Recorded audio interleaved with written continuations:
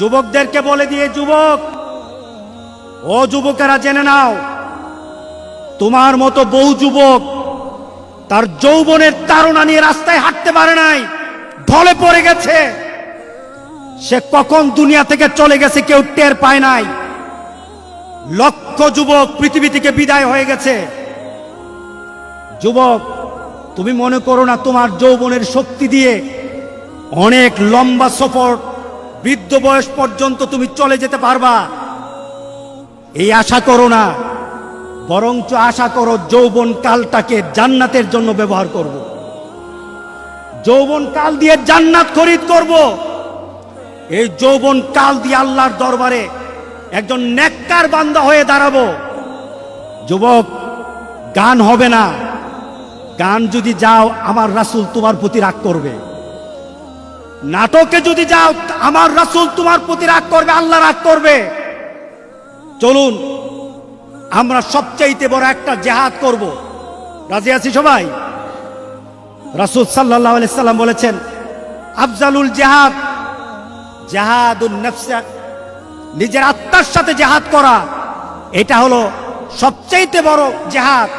আনিল হাওয়া, নিজের কুপ্রবৃত্তি, নিজের চাহিদা, যা চায় সেটাই করব, এটা হবে না। আল্লাহ রাসূল যা চায় এটাই আমরা করব ইনশাআল্লাহ। বলে তোমার কাছে ভিক্ষা চাই, একটা অর্ডার হবে তোমার, তুমি শুধু একটা অর্ডার করবে। গোটা পৃথিবীতে ছড়িয়ে ছিটিয়ে থাকা এই করোনা এক সেকেন্ডও থাকতে পারবে না, শুধু তোমার অর্ডারের দরকার। আর আমরা তওবা করি, আমরা তওবা করলাম, আমরা আর গুনার দিকে ফিরে যাব না। গুনাহকে আমাদের আকর্ষণের জায়গা বানাবো না। মসজিদ আর ইবাদতের জায়গাগুলি আমরা আমাদের জীবনের আকর্ষণের জায়গা বানিয়ে নেব। সবাই বলেন আল্লাহুম্মা আমিন। আমরা কত গুনাহ করলে আমাদের চেতনা ফিরে আসবে যে গুনাহ করে ফেলেছি? কত গুনাহ করলে? গোটা পৃথিবীর দিকে তাকিয়ে দেখেন, গুনার কারণে আল্লাহ সুবহানাহু ওয়া তাআলা গজব দিয়েছেন। জারাল ফাসাদু ফিল বাররি ওয়াল বাহর বিমা কাসাবাত আইদিন নাস। এই পরিবেশ সৃষ্টি হয়েছে গুনার কারণে, আমাদের নিজের কামাইয়ের কারণে। গোটা পৃথিবীর দিকে তাকিয়ে আবার চিন্তা করেন আর কত গুনাহ আমরা করতে চাই।